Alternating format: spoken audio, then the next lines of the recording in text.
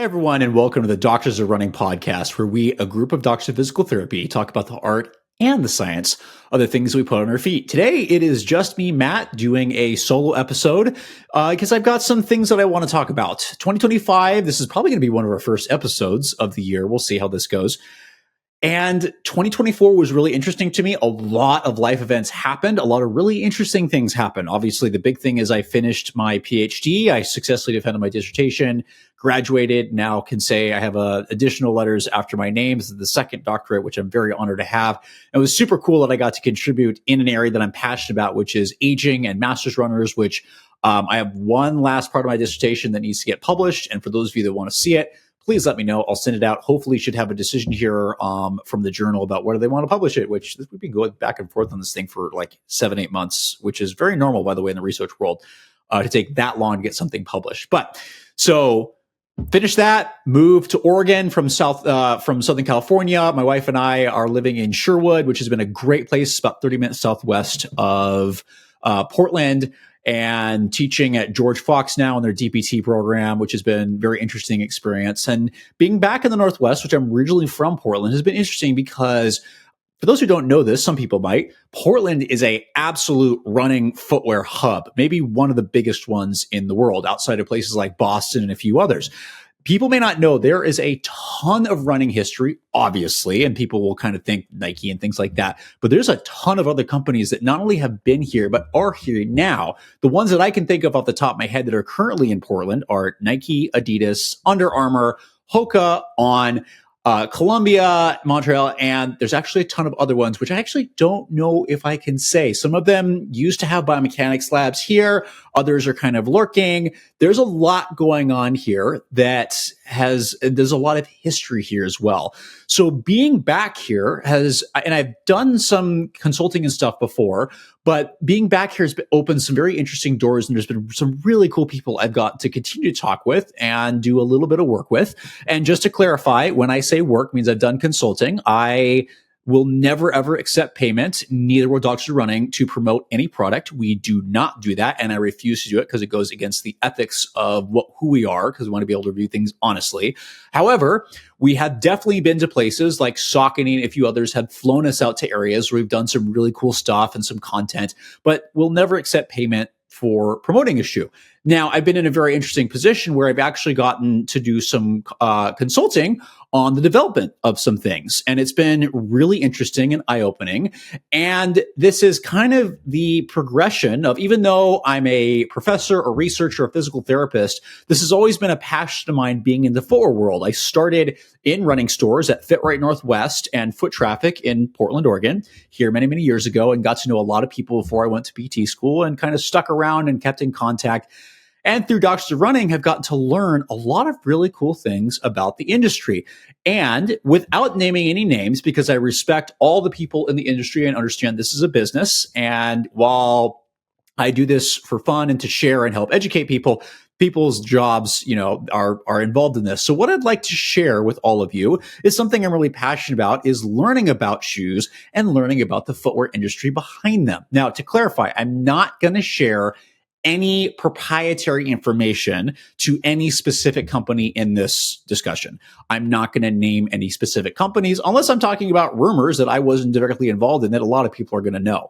I'm not going to sacrifice anybody. I don't want to sacrifice any relationship with people. These are just cool things that I think people should be aware of that might make the running industry a little bit more human. And that's what I've learned. So it's been very interesting to go from this kind of magical, mysterious thing to go, oh, that's interesting how that works. So I'm going to share this, and this is going to be the top 11 secrets you might not know about the running industry that might help you understand a little bit more about where these running shoes come from. Because when we do reviews, yes, we're looking at the product and things like that, but it's been very interesting to know the process behind this. So this is when you put a shoe on, like I have the Topo Cyclone 3, when you look at this, I don't think people really understand what goes into this. There's a big process. There's multiple layers, tons of people involved in this. So what I'm hoping for is that you get out of this a deeper view into what goes into this and what goes into the running industry.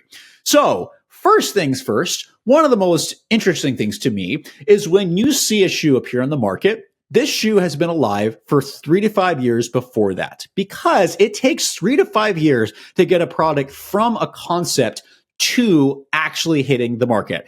I've had so many conversations with people in the running industry going, hey, super excited for this shoe to launch. And the person goes, oh, that's not out yet?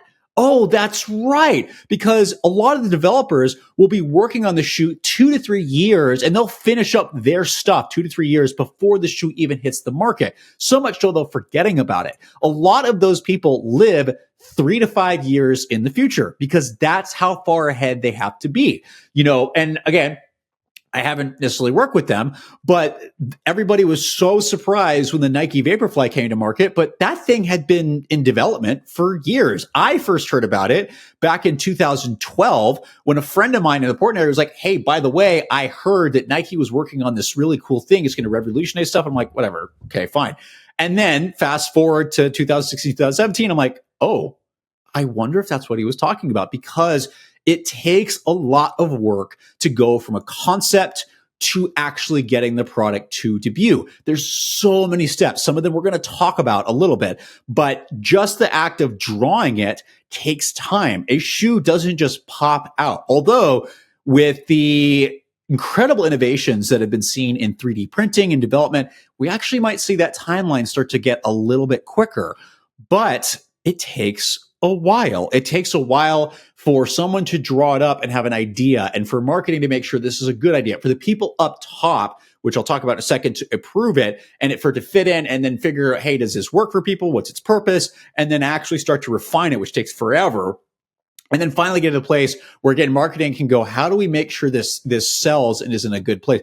That takes a long time. So when you look at a product, that thing, if it just came out, has been around for a long time. Now, some people have been able to see this because people are leaking a lot more photos of line, of prototypes and things like that, which I encourage you, even though I like, everybody likes rumors, stuff like that, please don't do that. That's like it is somebody's livelihood and somebody's baby that they were working on. Actually, tons of people's babies, which we'll talk about in a second, but don't do that. Okay. That's not cool. It's company secrets. It's company proprietary stuff that it just don't do it. Although, hearing and talking from some people, I'm starting, and I don't know this for sure, sometimes either the running shoe developers are just as big of geeks as we are, or I almost wonder if sometimes they intentionally leak this stuff as part of their marketing campaigns. I don't know. But sometimes I kind of wonder how often these come up if they're actually doing this intentionally. But that's a little bit dramatic of me. Anyway, so the next piece. So shoes take a long time to get from development, from like creation, concept, all the way to market. It takes a while. The other thing you need to know is that a lot of product direction within a company comes from a hierarchical model. This should be no surprise if you've worked in any company. A lot of times, whoever is at the top will really be the ones who drive direction, which can be good. It can also be really bad. So certain companies that maybe get bought out by a larger company, if you notice, all of a sudden their product starts to change. They're using different materials. The materials feel different. They may feel better or worse. That direction will come from higher up, either from a higher up CEO that says, here's what we're going to be doing, or a product line manager, not product line manager, but somebody who's directing all this stuff, whom the developers work for, is typically going to be the one that makes these decisions, which is why sometimes you'll see a company totally change their line and go, wait, what happened? Either for better or for worse. A lot of that's coming from direction from higher up. Somebody new stepped into the leadership role and now they're getting a say in what's happening. Okay. So that's very, very common. Companies are like any company. A lot of the direction is going to typically come from up higher. There are one or two companies out there that do give their employees a lot of freedom and they can create some very interesting things. I can't say who that is because that's part of their proprietary stuff and how their business model works. If you are from that company and you want to comment below, please do. Oh, by the way, any of this stuff, if I say wrong or you want to clarify and you can, or you know something, comment below. The whole point of this stuff is to share and educate. So add on, if I say something wrong, call me out because I want to be saying the right thing or providing the right information. So some companies do that. Most of them are very hierarchical. And a lot of the things that you'll see change are usually a reason for someone higher up moving into that role. The other thing to be aware of is that a shoe is developed not by one person. It's developed by a team or multiple people. And typically first versions of shoes, there may not be that many people on the project. Usually it's kind of a core team. They'll have some people. And then if it's really popular, then you get a ton of people that jump on because people want to be part of something that's cool. That could be great. Usually when too many people get involved, like anything, it usually suffers, which is why it is not uncommon for the second version of a shoe to be kind of not great. And then things really turn around for the third or fourth version. Okay. Sure, you can think of lots of shoes like that. Okay. But it's never developed by one person. And a lot of people have a lot of say in this. This can be everybody from the person that drew the original concept art of the shoe to biomechanists, to the developers, to the people in marketing. Like everybody has a say in what happens. And eventually there is usually a higher up that has to say with the final product that comes to market. And sometimes people agree and sometimes they don't. I had lots of people that when we're talking about a shoe, and usually this doesn't always get said during the interview, but oftentimes behind the scenes, they're like, yeah, I really wanted this, but this was changed by somebody at the last minute. Or what's interesting is you have somebody who worked on a project and they're super upset going, they didn't listen to me on this. They should have done this. Somebody else said to change this. Companies are companies. A lot of people have opinions. Not everybody's going to be 100% happy, but the goal of getting this stuff to market is you got to have a team-based approach. That means some people get say, some people get less, and that's how it goes. Okay. Not everybody's going to be happy. Some people are going to be happy. That's how it works. Now we talk about people working together in these companies. Companies also work together. When you see a shoe like any one of this stuff, so this is actually Hoka is a really, really great example of this because they actually have multiple companies working on this at the same time. So you obviously have Hoka doing the design and all this kind of stuff, but the Pebax foam is actually going to come from a completely different company. Now they get Hoka obviously say how we're going to shape this stuff like that, but to be able to get this material, Hoka actually has to contact a materials company to supply that. Some companies have contracts with other midsole companies or foam companies, and they continually use them, and this goes on for a certain time. Other companies will actually, footwear companies, and can actually reach out to different companies and decide who they want to work with for whatever different shoe. A lot of the Pebax-based materials come from a company called Arkema. I probably said that wrong. Please call me out. I can barely speak English. Is one of the common companies that does this stuff. So for a lot of Nike stuff, that's where the Pebax material comes from. I mentioned the Topo Cyclone 3 earlier. That Pebax powered stuff is coming from Arkema. And there's more and more companies that I think might be doing Peba or similar foams, but everybody's got a different stuff. And so when you see this shoe, right, it's actually coming from Hoka. They got to contact Arkema. And then you have different companies that provide different outsole materials. So now you have to contact Vibram, which is a completely different company that'll make the outsole material. You'll also see companies like Adidas that use Continental. That's multiple companies that have to be contracted and connected with to be able to make this final product. And the funny thing that I've learned is sometimes those relationships are really great. They're very open communication. A lot of the footwear developers or designers could be like, hey, I'm going to call. Hey, can we do this? Awesome. Sometimes that connection's not so good. This is people. And they're like, dude, I contacted these people like months ago and they never got back to us, or they couldn't get us the materials in time. So like any company, the footwear industry is no different. It takes a lot of different people and companies to develop one shoe and get all the pieces together. Sometimes that's really good. Sometimes relationships get ruined and they go, you know what? We have to use somebody else. Like we're going to use a different midsole material, different midsole company, just because people are people and sometimes things work out and sometimes people get a little mad because the communication's not great or disagreements happen.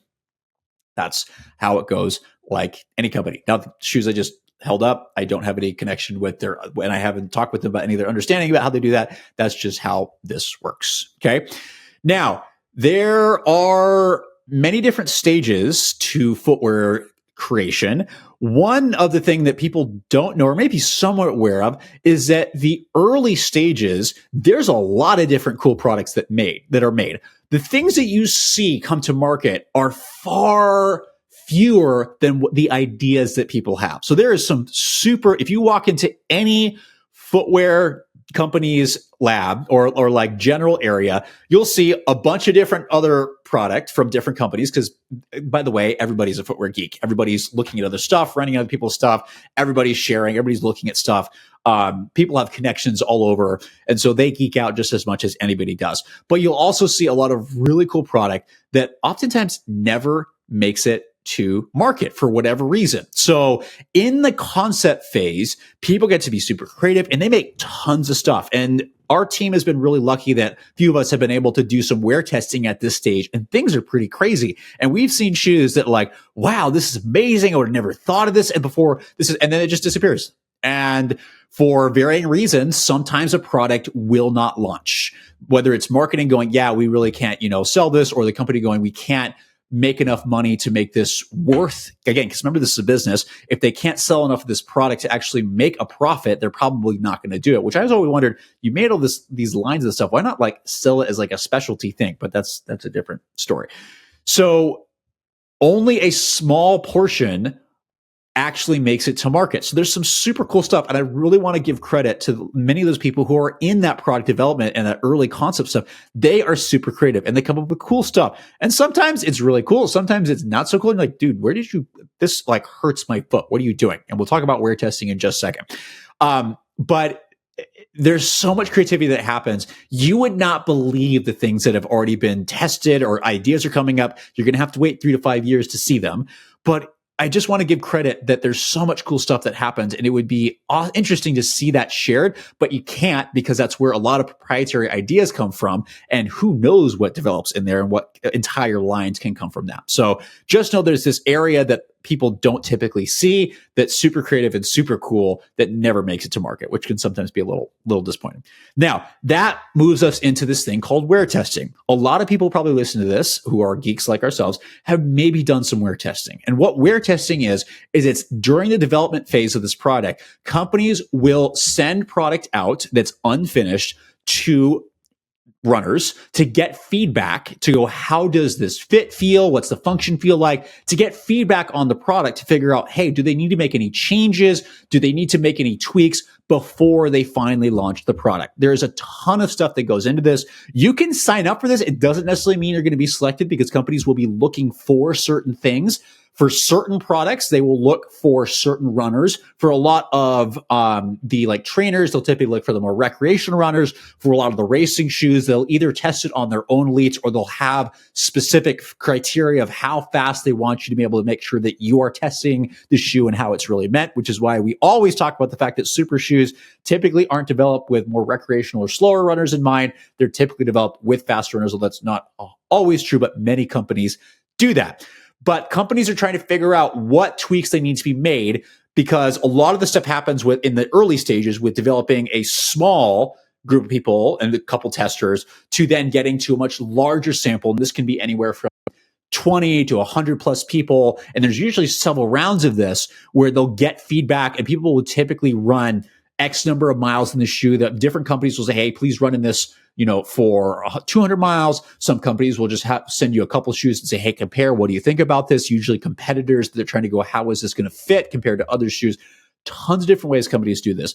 But every single company somewhere has a website where you can sign up and you might get selected if that's something you want to do. Now, you have to realize these products are still not finalized. Sometimes you get stuff that's great. And you're like, oh, this is so cool. And you might never see it again. I've had several companies send me something for wear testing, and then I'm like, where did that go? And they decided to change it at the last minute. And that's how it goes. I've also had a situation where a shoe totally doesn't work, and it's either injured myself, I've heard of others having this happen, or I just can't run in it and I got to send it back, which is always really, really disappointing. So there's this world behind what you see where you can actually get gear for free, although you have some responsibilities of testing it. And absolutely do not share it. You will sign what's called a non-disclosure agreement, or NDA.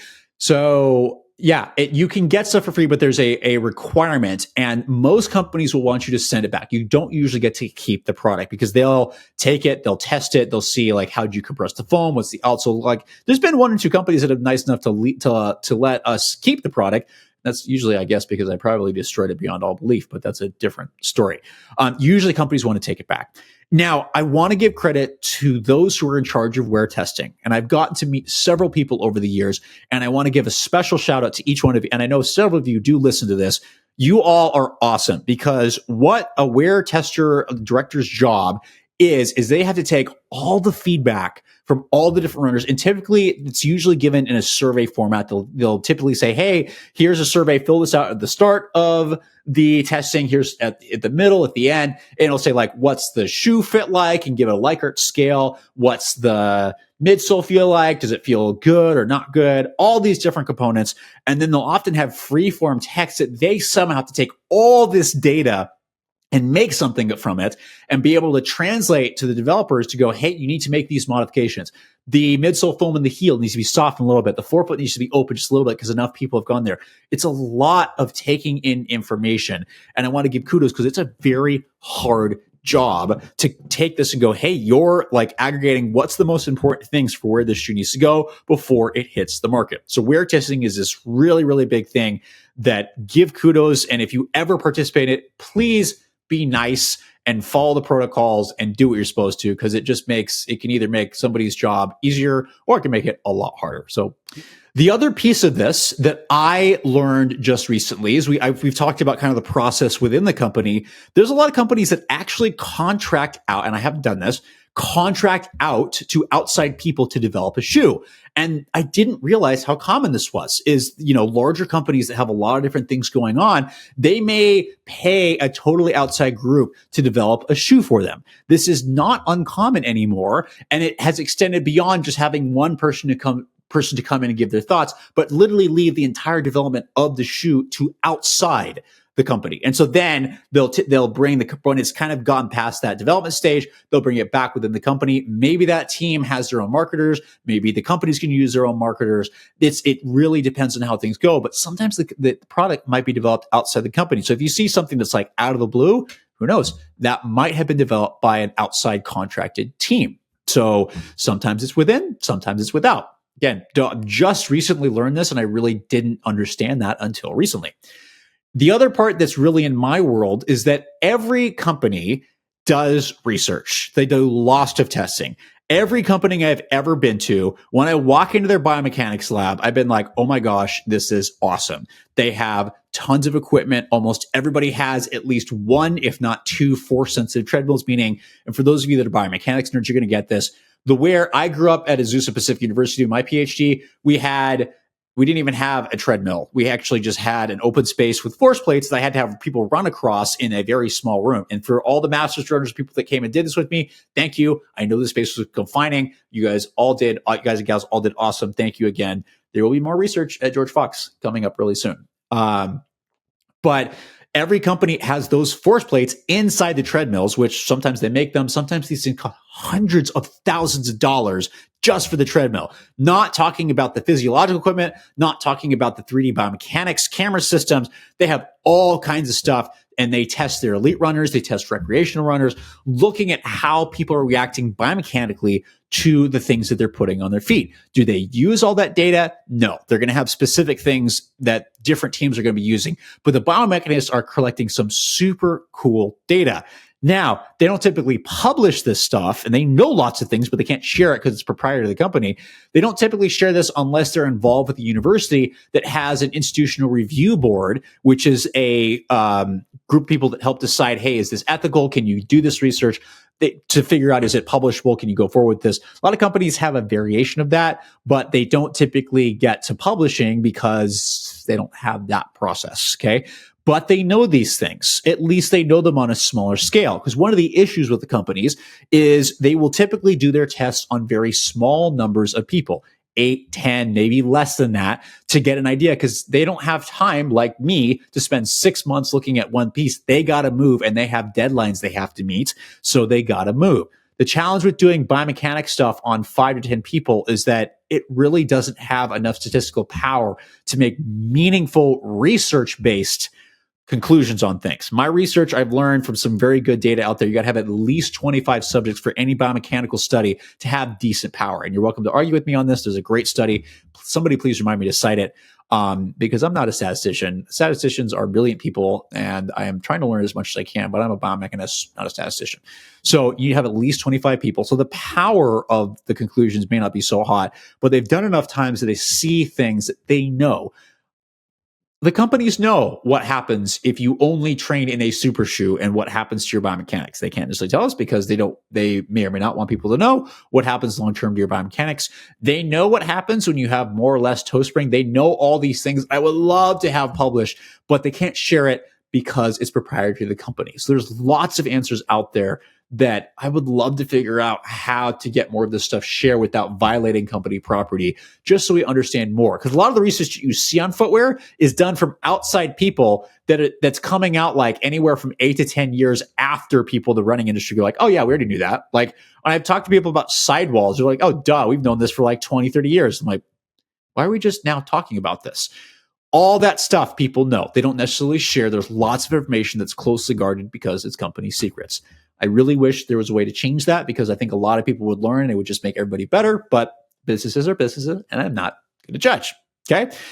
Now, marketing and biomechanics teams and developers do not always speak the same language. A lot of times what you'll see for biomechanics is, hey, we're trying to do this, and then it may either doesn't get translated in how things are explained in the product because the public may not care about that, but also because you have to sell the product, which is why I always wondered, like, why is this shoe being said to be really, really soft when I feel the exact opposite underfoot? Now, there's biomechanical variations. Some people are going to perceive something that's soft as firm and vice versa. I'm certainly one of those weirdos, which is why we try to have as many members do a review as possible because different people experience things differently. But there's just some product where like, you guys and gals maybe took a little liberty with how you were trying to sell this. So know that sometimes there's as with any people, I feel like sometimes some companies it's like playing telephone where people explain something and the message gets changed as it goes along.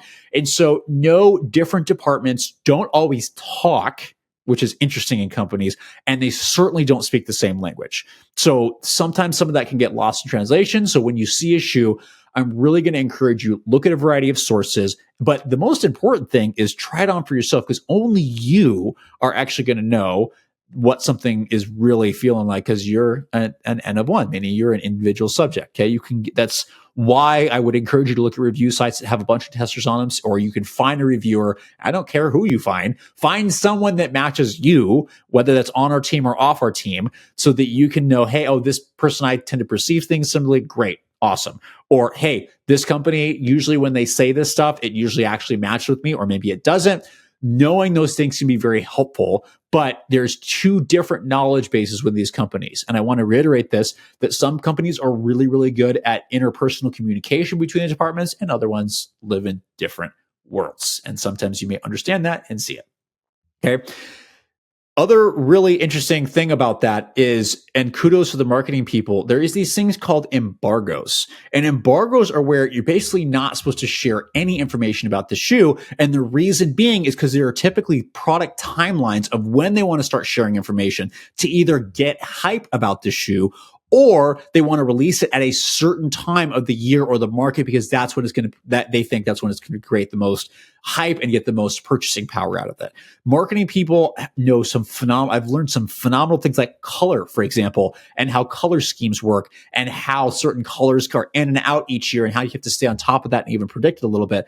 But timing is super important with how a product is released. So if you see a bunch of reviewers everybody get product at a certain time, they're probably part of marketing trying to figure out how do we get enough information out to help this product sell? But there are these things, marketing people have a very specific way they look at things and how timing is really, really important.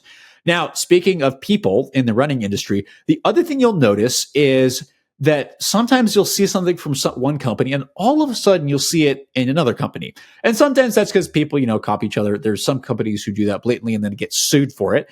But running industry people move around like crazy. If you went and picked one developer, I guarantee you most of them have worked at 2 or 3 other companies. I think I've yet to, other than some of the newer people that have been in the industry, they've worked for multiple companies. And it's not uncommon that when we talk to people, all of a sudden they'll email, hey, I'm leaving for this, I'll see you later. And then like 5 weeks later, we're talking and they're like, wait a minute, what are you doing here? So people jump around and you're not supposed to do this.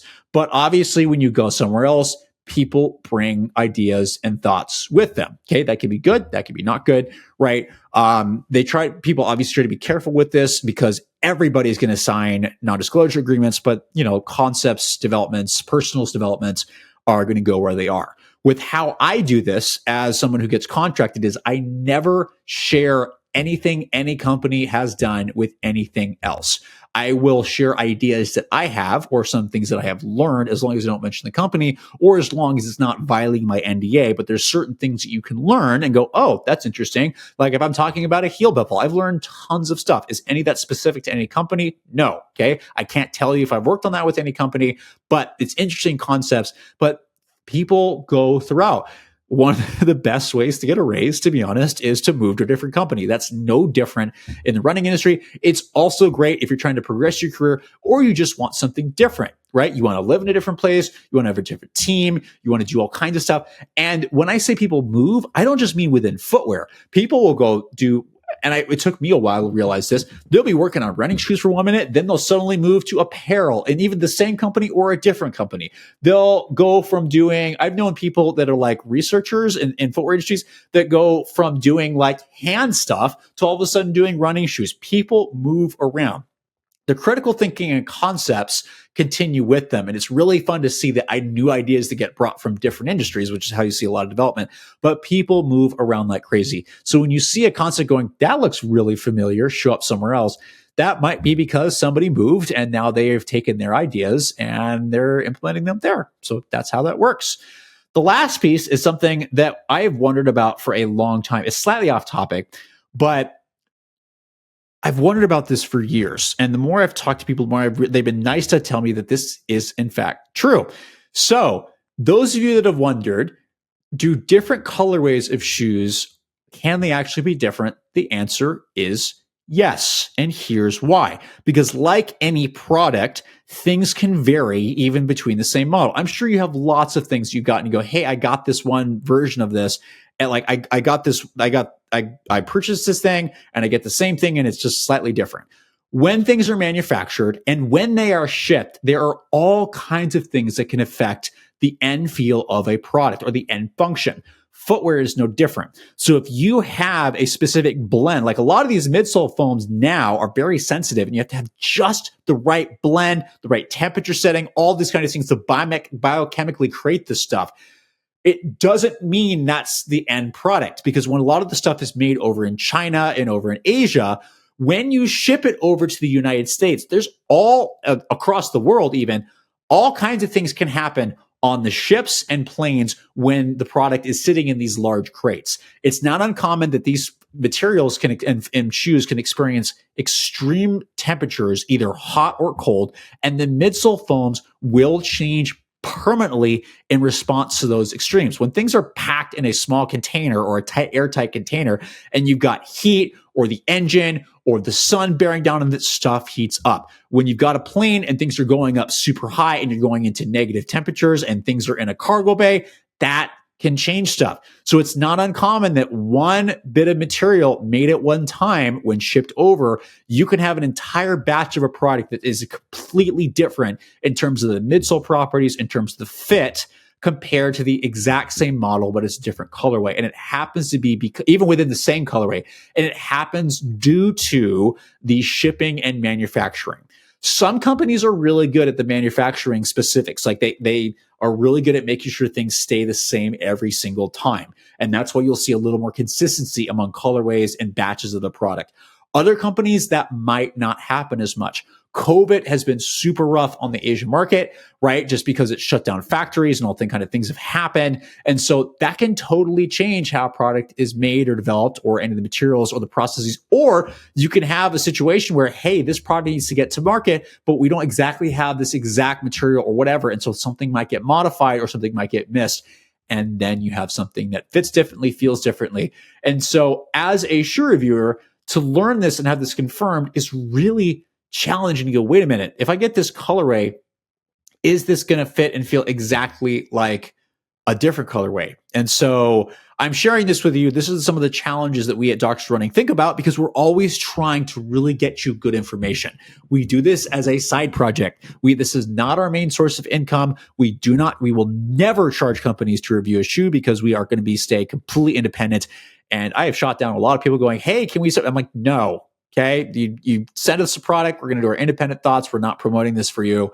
We're doing this to share information. We're happy to look at the product with you and geek out with you and share the excitement about it.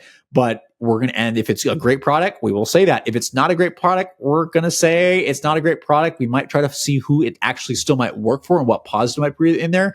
But we're always going to be really honest, because the goal is to support both the consumer to go, how can you learn what product's going to work well for you? But the other piece of this is we really want to support the developers and the people, remembering that these are people that are coming to these companies, to help them go, okay, how do I learn more? How do I make better product? How do I be more confident when I'm developing and making sure I'm making product that's going to keep people healthier, at least not hurt them? And we're learning just alongside everyone. And I really want to thank everybody that's been part of our and my journey this far, that shared stuff. Hopefully I haven't violated any trust with this stuff. I haven't named any companies, but it has been so cool to learn this stuff. And I think a lot of this stuff is cool enough that it should be shared. There's a whole world of people. I know the other thing that I'm sharing this for is I also know a lot of people are interested in getting into the footwear industry. And I'm hoping this sheds a little bit more light. So I didn't know any of this when I was working in running stores. And I think it would have totally changed my understanding of the product and how I explain that to people when they would ask me questions. Because a lot of, like, I don't know, the stuff that I know now that makes it even more exciting and interesting. And I hope coming along for this journey is just as interesting and excited for all of you. And I'm hoping to continue sharing stuff like this of what I'm geeking out about, what I'm excited about, and hopefully help you all learn, get better along with us as we are trying to learn, and just have a good time with this crazy thing called running shoes and running. So yeah, as always, please, if you have any additional thoughts, if I said something wrong, please comment below with the correct thing. If I mispronounced something, you're always welcome to make fun of me, because like I said, I can barely speak English as it is. It is my only language and I can barely speak that. Please also give feedback if you have any additional things you want to share that doesn't violate any company's NDA or policies. Please share below. It's always really exciting. This is kind of why we like getting people in the industry on, because they always share really exciting stuff and some really cool insights that I think help make this thing, this shoe, so much more than just something you put on your feet. It's something that we want you to think about, not overthink, but understand where things are coming from so that you can understand what maybe how you make better decisions or why things are done. As always, please like, comment, subscribe, follow. Please give us feedback on what you like. 2025 is what we're hoping to be a year of consistent growth while still maintaining our sanity. So if you have any ideas of what we can do to improve, please let us know. And last but not least, as I've said before, all of this is done to help you. So hope this really helps. Hope you're enjoying time and wishing you a wonderful new year.